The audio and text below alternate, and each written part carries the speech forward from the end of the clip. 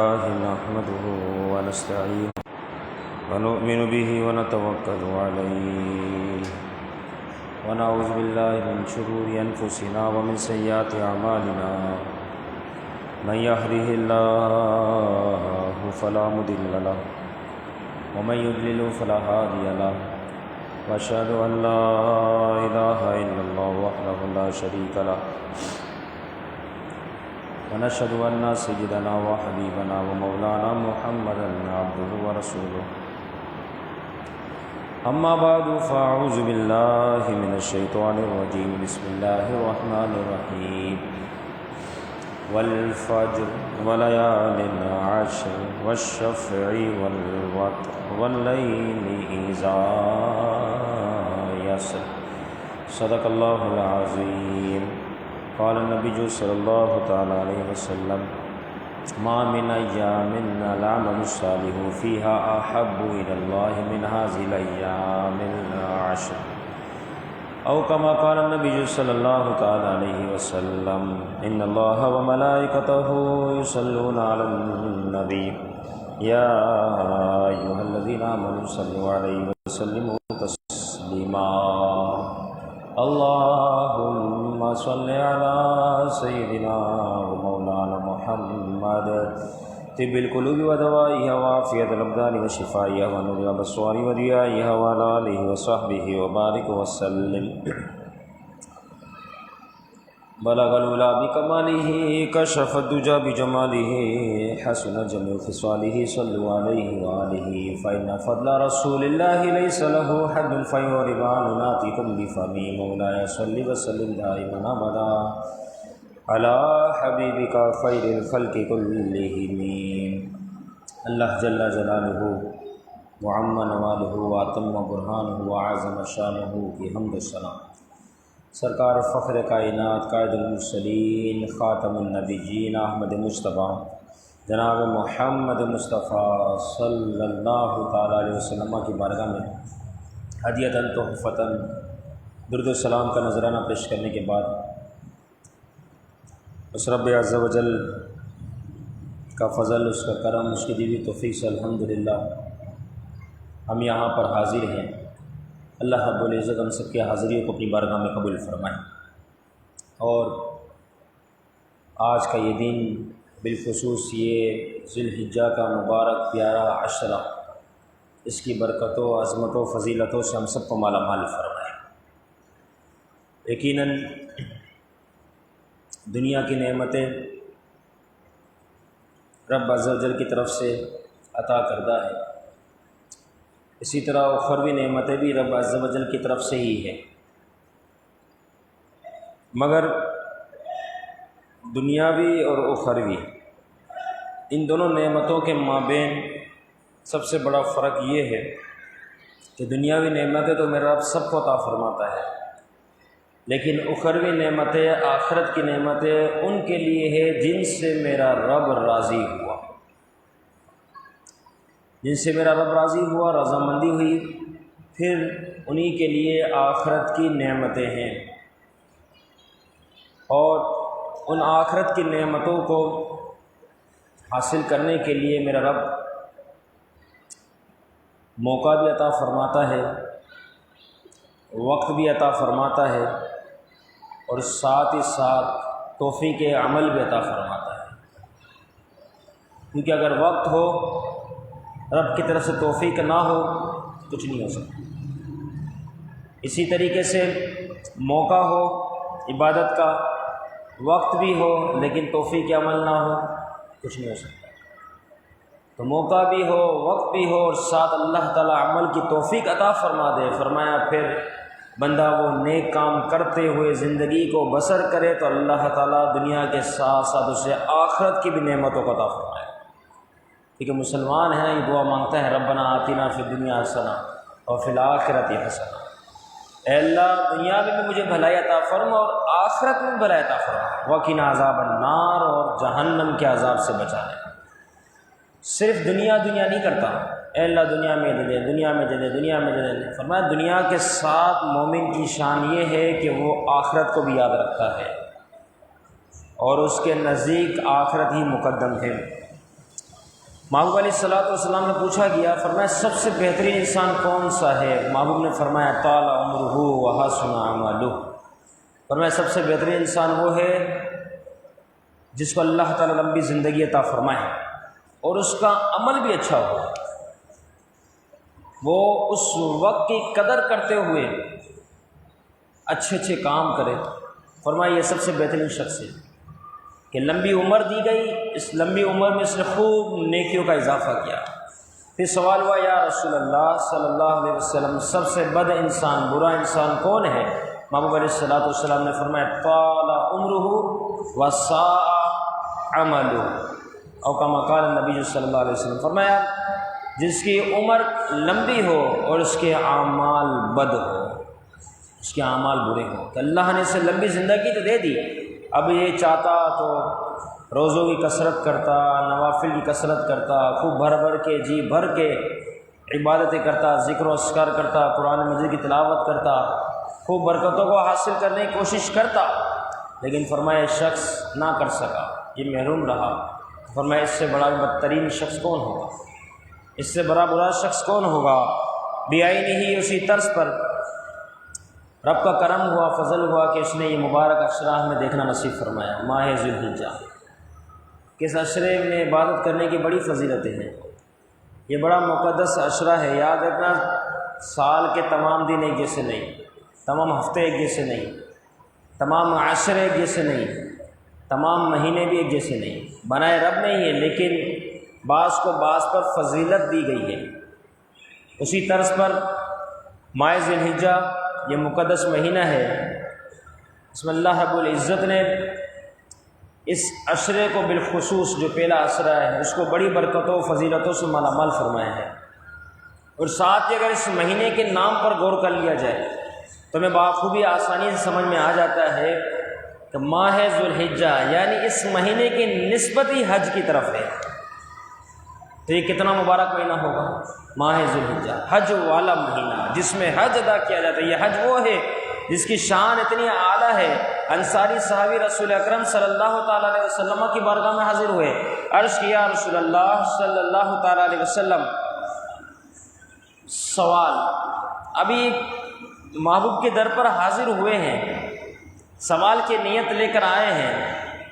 محبوب نے ان کی طرف دیکھا، اللہ کے محبوب ذیشان مکی مدنی مصطفیٰ سرکار دو عالم صلی اللہ تعالیٰ علیہ وسلم نے فرمایا، اے میرے صحابہ تم جو سوال لے کر آئے ہو جواب کے لیے، اگر تم چاہو تو سوال بھی میں بتا دوں اور اس کا جواب بھی ارشاد فرما دوں۔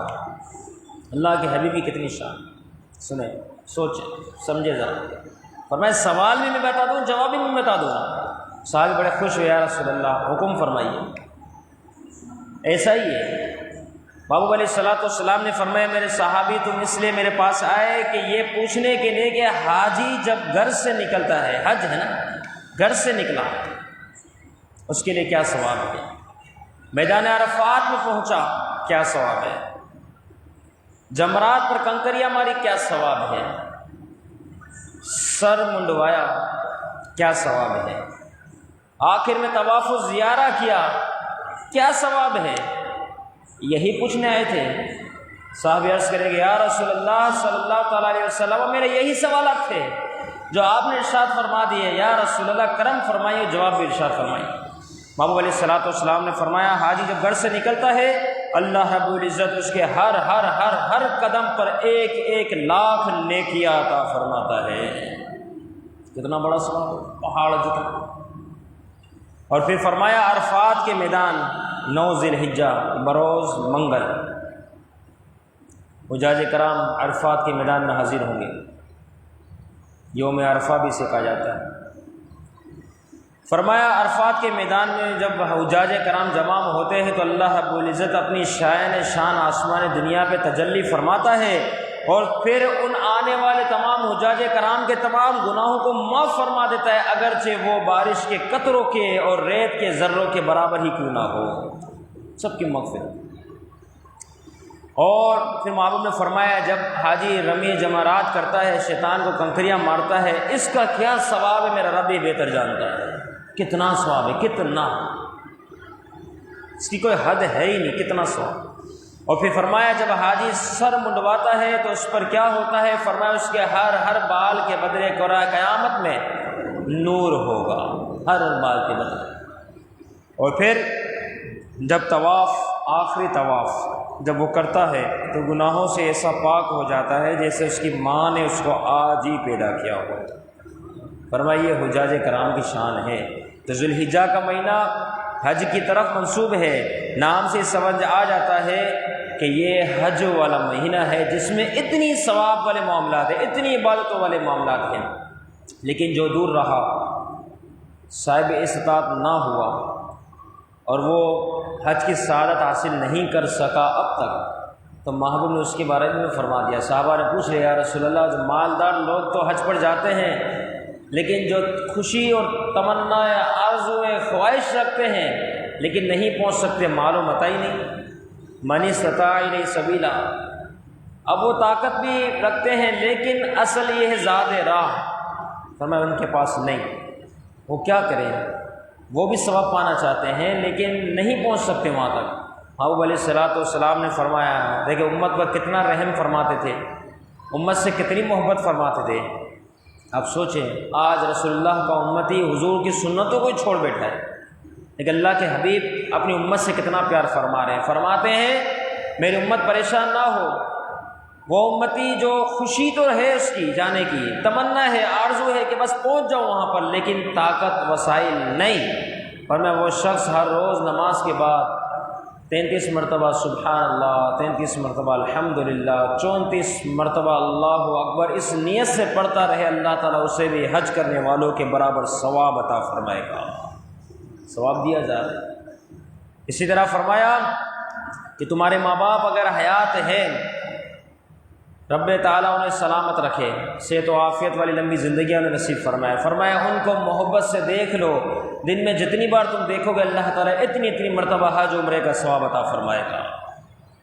تو یہ ثواب اس طریقے سے ہمارے درمیان میں پوشیدہ ہے، اگر ہم چاہیں تو اس کو حاصل کر سکتے ہیں۔ تو بہرحال یہ مہینہ ذوالحجہ، اس کی نسبت حج کی طرف ہے، تو حجاج کرام وہاں پہنچ کر حج ادا کرتے ہیں، اور ساتھ ہی ساتھ ایسی رحمت اور برکت والے مہینے کے مقدس عشرے میں ذکر اللہ کرتے ہیں، رب کو راضی کرتے ہیں، جس طرح آپ نے فضل سماعت فرمائی۔ اور یہ مہینہ تو حرمت والے مہینے جو 4 ہیں ان میں سے ایک مہینہ بھی ہے، اور اس مبارک مہینے کی شان محبوب علیہ الصلوۃ والسلام نے کیا خوب بیان فرمائی۔ فرمایا جن دنوں میں عبادت کی جاتی ہے ان میں کوئی بھی دن ذوالحجہ کے پہلے دنوں سے زیادہ، پہلا جو عشرہ ہے، پہلے 10 دن ہے، فرمایا ان پہلے 10 دنوں سے زیادہ پورے سال میں کوئی بھی عشرہ اللہ کو اتنا محبوب نہیں جتنا ذوالحجہ کا پہلا عشرہ، یعنی پہلے 10 دن اللہ رب العزت کو عبادت کے حوالے سے اتنے محترم ہیں، اتنے محبوب ہیں، لہذا اس عشرے میں کثرت سے خوب عبادت کی جائے۔ محبوب علیہ الصلوۃ والسلام نے فرمایا افضل الایام دنیا ایام العشر، فرمایا دنیا میں جو سال ہے اس میں ہر سال میں ہر مہینے میں 3 عشرے آتے ہیں، فرمایا ان تمام عشروں میں سب سے افضل ترین عشرہ ذوالحجہ کا پہلا عشرہ ہے جو یہ جاری و ساری ہے۔ فرمایا جس شخص نے اس عشرہ مبارکہ میں ایک روزہ رکھا اللہ تعالیٰ اسے 1 سال روزہ رکھنے کا ثواب عطا فرمائے گا۔ جس نے اس عشرے کی کسی بھی رات میں قیام کیا اللہ تعالیٰ اسے شب قدر میں قیام کے برابر ثواب عطا فرمائے گا، اور جس نے 10 راتوں میں قیام کیا اسے گویا کہ 10 بار شب قدر میں قیام کرنے کا ثواب دیا جائے۔ تو اس مہینے میں اتنی برکتیں ہیں، خوب اس مہینے میں کثرت کے ساتھ عبادت کی جائے، کیونکہ یہ مہینہ وہ ہے جس کے بارے میں رب ارشاد فرماتا ہے والفجر، اور قسم ہے فجر کی۔ فرمایا اس قسم سے کیا مراد؟ فجر، یا تو ذوالحجہ کی پہلی تاریخ صبح فجر کی قسم، یا 10ویں تاریخ ذوالحجہ جو عید کا دن ہوتا ہے اس کی فجر کی قسم۔ میرا رب ارشاد فرما رہا ہے جس کی شان اور شوکت بہت زیادہ ہو، اس حوالے سے میرا رب پھر اس کی قسم ارشاد فرماتا ہے وَلَيَالٍ عَشْرٍ، 10 راتوں کی قسم۔ اور میں ذوالحجہ کی ابتدائی 10 جو راتیں ہیں پہلا عشرہ، فرمایا اس کی قسم۔ والشفع والوتر، وتر سے مراد طاق یعنی یوم عرفہ 9 ذوالحجہ کا دن، اور شفع سے مراد جفت یعنی 10 ذوالحجہ کا دن۔ واللیل اذا یسر، اور رات کی قسم جب وہ چل جائے۔ 10ویں رات مزدلفہ کی رات، حجاج کرام 9 تاریخ یوم عرفہ میں گزارتے ہیں، پھر اس کی جو ہے مغرب سے پہلے پھر وہ حجاج کرام سفر فرماتے ہیں۔ تو فرمایا یہ جو قسم ارشاد فرمائی، اب مزدلفہ کی جو رات ہے اس رات کی میرا قسم ارشاد فرما رہا ہے، واللیل اذا یسر، رات جب وہ چل جائے۔ وہ کون سی رات؟ مزدلفہ کی رات۔ مسجد مشعر الحرام کے پاس حجاج کرام جمع ہوتے ہیں، پھر وہ 10ویں شب وہاں پر گزارتے ہیں۔ فرمایا اس رات کی میرا رب قسم ارشاد فرما رہا ہے، جو عرفات کے بعد مزدلفہ پہنچنا ہے، پھر اس کے بعد دوبارہ مینا کی طرف آنا ہے، اور ساتھ ہی ساتھ پھر ان کی اس اعتبار سے وہاں پر رمی جمرات ہیں، پھر قربانی کے معاملات ہیں، پھر اس کے بعد ان کے حلق کی باری آتی ہے۔ یہ ساری ترتیب ہے حج کے حوالے سے۔ فرمایا یہ ساری قسمیں ارشاد فرمائی اس عشرے کی خاص طور پر خصوصیت کو بیان فرمانے کے لیے میرے رب نے اس عشر مبارک کی قسمیں ارشاد فرمائی ہے کہ یہ عشرہ کوئی عام نہیں ہے۔ لگاتار 4 آیت مبارکہ اس طرح ذکر فرمائی کہ یہ عشرہ کتنا مقدس عشرہ ہے۔ اس عشرے کے حوالے سے ملا علی قاری رحمہ اللہ نے بڑی شاندار گفتگو ارشاد فرمائی۔ فرمایا احادیث مبارکہ سے عشرہ ذوالحجہ کی فضیلت ثابت ہوتی ہے، اور ہم دیکھتے ہیں کہ رمضان المبارک کے آخری عشرے کی بھی خوب فضیلتوں کو بیان کیا جاتا ہے۔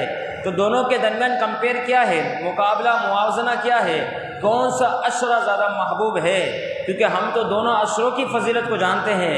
تو ملا علی قاری رحمہ اللہ لکھتے ہیں، فرماتے ہیں بعض نے حدیث کی وجہ سے ذوالحجہ کے پہلے عشرے کو، اور بعض نے رمضان المبارک کے آخری عشرے کو مقدم اور افضل جانا، لیکن یہ بات یاد رکھیں، فرمایا دنوں میں سب سے افضل ترین دن وہ ہے 9 ذی الحجہ یوم عرفہ کا دن، سب سے افضل ترین دن۔ فرمایا دنوں کے اعتبار سے ذی الحجہ کا پہلا عشرہ بہت زیادہ عزت والا ہے، محترم ہے، احترام والا، فضیلتوں والا، شان و شوکت والا۔ اور فرمایا قرآن مجید کے نزول کے اعتبار سے رمضان المبارک کا جو آخری عشرہ ہے اس کی طاق راتیں، مقدس راتیں، شب قدر ہونے کے اعتبار سے فرمایا وہ پھر اس اعتبار سے رمضان المبارک کا آخری عشرہ جو ہے فضیلت والا ہے۔ تو رات کے اعتبار سے رمضان المبارک کا آخری عشرہ، اور دن کے اعتبار سے ذوالحجہ کا پہلا عشرہ بہت زیادہ فضیلت والا ہے۔ تو یہ عشرہ جاری و ساری ہے، ہمیں اس کی قدر کرنی چاہیے۔ اسی عشر مبارکہ میں کا آخری دن 10 ذوالحجہ ہوتا ہے، جب قربانی ادا کی جاتی ہے۔ قربانی معنی ہی قرب ہے، رب کا قرب حاصل کرنا۔ اب قرب حاصل کرنا تو آپ سمجھ لیں کہ قربانی محبوب علیہ الصلوۃ والسلام سے پوچھا گیا یا رسول اللہ قربانی کیا ہے؟ تو محبوب علیہ الصلوۃ والسلام نے فرمایا بکل شعرۃ حسنہ، فرمایا اللہ رب العزت قربانی کے جانور کے ہر کے بال کے برابر تمہیں نیکیاں عطا فرماتا ہے۔ قربانی قرب کا ذریعہ ہے، قرب آپ سمجھیں، ہم رب عز و جل کی یہ عبادت کر کے رب کے قریب ہونا جا رہے ہیں۔ تو وہ کتنا بڑا بد نصیب ہے جو منڈی گیا جانور لینے کے لیے، اور وہاں جا کر جانور کو تلاش کر رہا ہے، عصر بھی گئی، مغرب بھی گئی، عشاء بھی گئی، نمازیں گئی، اس کو فکر ہی نہیں۔ الامان والحفیظ، قربانی جو واجب عمل تھا اس کو کرنے کے لیے اس نے فرض کو چھوڑ دیا۔ انسان کا مقصد حیات، زندگی کا اصل مقصد وہ رب کی عبادت کرنا ہے۔ وما خلقت الجن والانس الا لیعبدون، کہ ہم نے انسان و جنات کو پیدا ہی عبادت کے لیے کیا ہے۔ اب انہیں پیدا عبادت کے لیے کیا، تو ہم جو نماز پڑھنے آتے ہیں یہ ہماری زندگی کا اصل مقصد ہے، ہم اس مقصد کی طرف آ رہے ہیں۔ دیکھیں ہر ایک کا اپنا مقصد ہے، پلمبر کو بلائیں وہ نلکے وغیرہ کھولے گا، یہ اس کا مقصد ہے کام کا۔ کسائی کو بلائے وہ جانور کو ذبح کرے گا، گوشت بنائے گا، یہ اس کا اصل مقصد ہے۔ ٹیچر کو آپ بلائے وہ بچے کو پڑھائے گا، اس کا اصل مقصد ہے۔ باورچی کو بلائے اس کا اصل مقصد کھانا بنا کے دینا۔ اسی طرح امام کا مقصد نماز پڑھانا، مؤذن کا مقصد اذان دینا، خادم کا مقصد مسجد کی خدمت اور صفائی وغیرہ کا اہتمام کرنا، یہ سارے مقصد ہے۔ اب جو ذرا اس مقصد پہ غور و فکر کریں اور وہ اگر اپنے مقصد سے ہٹ جائے تو وہ کیا اس کام کے لائق کہلائے گا؟ مقصد سے ہٹ گیا، اس کا مقصد یہی تھا یہ کام کر کے بتانا۔ اب وہ مقصد سے ہٹے، ڈرائیور ہے گاڑی چلائی نہیں، اس کا مقصد ہی تھا اس کو لانے کا کہ وہ گاڑی چلائے گا۔ اب وہ اپنے مقصد سے پھر گیا، جیسے پھر گیا تو لہٰذا وہ اپنے شعبے سے دور ہو گیا۔ انسان کا مقصد زندگی حیات، اس کا اصل مقصد تو عبادت کرنا ہے۔ پیدا عبادت کے لیے کیا گیا ہے، عبادت کر کے فارغ ہو پھر دوسرے کام کی طرف جا سکتا ہے، عبادت سے پہلے دوسرے کام کی طرف جانا جائز ہی نہیں اس کے لیے کہ جب نماز کا ٹائم ہو نماز کے دوران کاروبار کر رہے ہیں، عبادت کو چھوڑ دیا۔ تو یہ اس کا اصل مقصد تھا۔ اصل مقصد، اس بات پہ غور کرے، بڑی میٹھی بات ہے کہ اصل مقصد ہمارا کیا ہے۔ دنیاوی اعتبار سے بھی اصل مقصد کو کوئی چھوڑ دے ہم اس کو چھوڑ دیتے ہیں۔ جیسے میں نے چند ایک مثالیں دی، یہ سارا اصل مقصد والے تھے نا۔ آپ نے گھر میں کام کاج کے لیے بڑائی کو بلایا، لکڑی کا جو کام کرتا ہے وہ کام نہیں کر رہا، بیٹھا ہوا ہے، کیا آپ اس کو اپنے گھر میں بٹھائیں گے؟ کیا اس کو اجرت دیں گے؟ آپ بولیں گے تیرا اصل مقصد یہاں آنے کا یہ تھا کہ یہ کام کر کے دکھا، تجھے تو یہ کام کرنا ہی نہیں آ رہا، تو کر ہی نہیں رہا، جاتے رہے، کوئی کام نہیں۔ تو ہم دنیاوی اعتبار سے بھی دیکھا جائے جو مقصد سے پھرا ہم اس کو پھرا دیتے ہیں، ہم اس کو خود سے دور کر دیتے ہیں۔ تو ہماری زندگی کا مقصد تو رب کی عبادت ہے۔ وما خلقت الجن والانس الا لیعبدون، فرمایا ہم نے انسان و جنات کو پیدا عبادت کے لیے کیا، تو یہ اصل مقصد تھا۔ اگر اس مقصد کو ہم نے چھوڑ دیا تو آپ سوچئے ہم کتنے بڑے ذلیل و رسوا ہو گئے۔ ہم نے اصل مقصد کو اگر چھوڑ دیا تو ہم رب کو کتنا زیادہ ناراض کرنے والے ہو گئے، اس کی رحمت سے دور ہونے والے ہو گئے۔ لہذا زندگی کا جو اصل مقصد ہے، اسی دنیاوی سوچ کے اعتبار سے اصل مقصد کو یاد رکھے کہ عبادت پہلے ہے، ہر حال میں عبادت ہے۔ تو آپ منڈی گئے گائے لینے، یہاں ہوا، ہم دیکھتے ہیں کئی لوگوں کو کہ وہ اس قسم کے معاملات پیش کر دیتے ہیں۔ منڈی میں ہے، نماز گئی، نماز کی معافی نہیں، ہر حال میں نماز تو پڑھنی پڑھنی ہے، چاہے کوئی کیسا کام آپ کے سر پہ کیوں نہ آ جائے۔ تو آپ رب کو راضی کے لیے، قربانی قرب ہے، قرب کو کرنے کے لیے، رب کے قریب ہونے کے لیے نماز چھوڑ کے رب سے دور ہو رہے ہیں، یہ کیسی عبادت کر رہے ہیں، یہ کیسی آپ قربانی کر رہے ہیں؟ کیونکہ اگر آپ جانور لانے منڈی میں نہ جاتے تو بھی کسی نہ کسی طریقے سے یہ علاقے محلے یہاں وہاں سے حاصل ہو سکتا تھا، قربانی تو ہو ہی جاتی پھر بھی۔ لیکن نماز جو آپ نے چھوڑ دی، کیا وہ وقت دوبارہ لوٹ کر آئے گا؟ کیا جو نماز قضا ہوئی کیا وہ کبھی ادا کے برابر درجہ رکھ سکتی ہے؟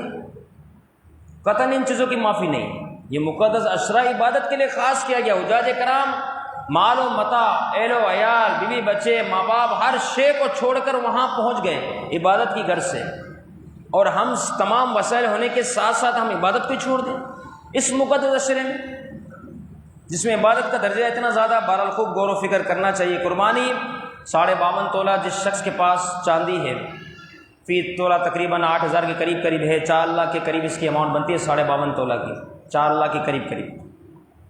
تو اگر اتنی رقم کسی کے پاس ہے، چاہے 1-2 تولہ سونا ہو اور کچھ نقدی ہو یا کسی بھی طریقے سے اس تک رقم پہنچ جائے، تو اس پر قربانی واجب ہے۔ اب اس سے چاہیے کہ قربانی کریں، نہ کرنے والا محروم رہا، اس نے بہت بڑا گناہ کیا۔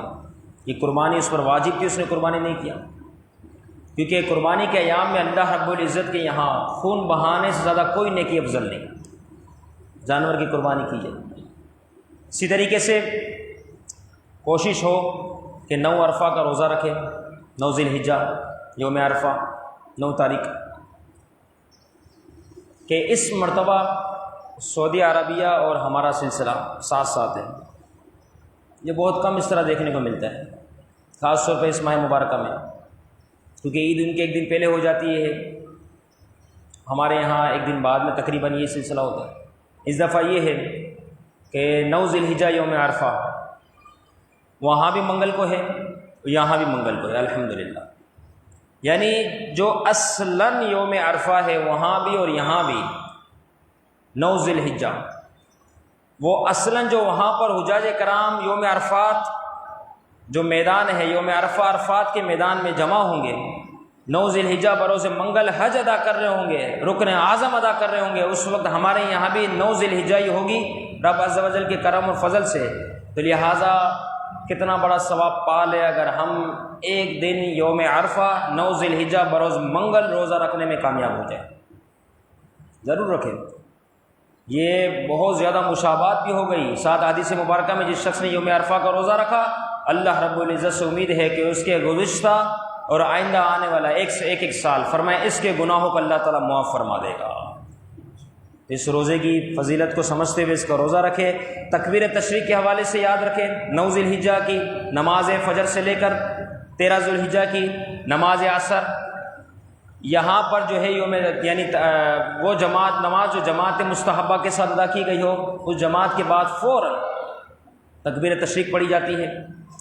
یعنی منگل کی فجر سے لے کر ہفتے کی نماز عصر اس وقت تک لگاتار تکبیر تشریق پڑھی جائے گی، اللہ اکبر لا الہ الا اللہ واللہ اکبر وللہ الحمد۔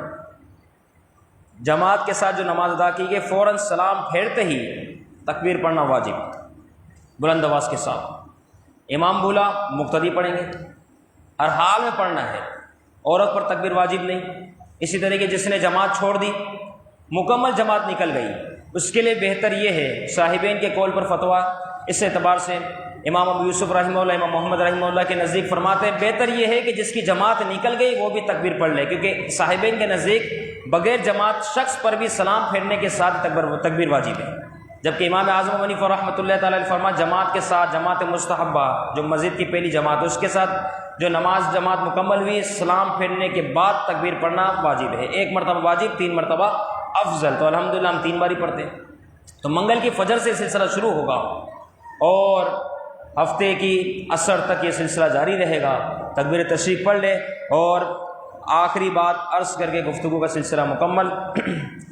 یہ جو پورا مہینہ ہے اس کے اندر 2 رکعت نفل نماز عشاء کے بعد پڑھی جاتی ہے، بڑی فضیلت ہے، پورا مہینہ جو دن گزر گئے آگے عشاء کی نماز کے بعد 2 رکعت نفل پڑھ لے، ہر رکعت میں سورہ کوثر اور سورہ اخلاص، انا اعطیناک الکوثر یہ سورہ کوثر اور سورہ اخلاص قل هو اللہ احد شریف، یہ ہر رکعت میں سورہ کوثر سورہ اخلاص، دوسری رکعت میں سورہ کوثر سورہ اخلاص، اس طرح پڑھیں۔ روایتوں میں آتا ہے جس شخص نے 2 رکعت اس طرح پڑھی کیا محنت لگی، سورہ کوثر تو پڑھ ہی لیتے ہم ویسے بھی، سورہ اخلاص کا اضافہ کرنا ہے، یا سورہ اخلاص تو پڑھ ہی لیتے سورہ کوثر کا اضافہ کرنا ہے۔ فرمایا اس طرح جیسے 2 رکعت پڑھ لی، صرف 2 رکعت روز ذی الحجہ کے مہینے میں نماز عشاء کے بعد، فرمایا رب عز و جل اسے 7 غلام آزاد کرنے کا ثواب عطا فرماتا ہے، اور نہ صرف اتنا ثواب فرمایا بلکہ جسم کے جتنے بال ہیں ہر بال کے بدلے اللہ تعالیٰ اسے 10 نیکیاں عطا فرماتا ہے، اور فرمایا 1,00,000 دینار جو سونے کا ہوتا ہے صدقہ کرنے کا ثواب اسے دیا جاتا ہے۔ لہذا اس بات کو یاد رکھتے عمل ضرور کریں، اللہ تعالیٰ ہم تمام کو ان تمام باتوں پر عمل کرنے، دوسروں تک پہنچانے، خود یاد رکھنے کی توفیق نصیب فرمائے۔ وما علینا الا البلاغ۔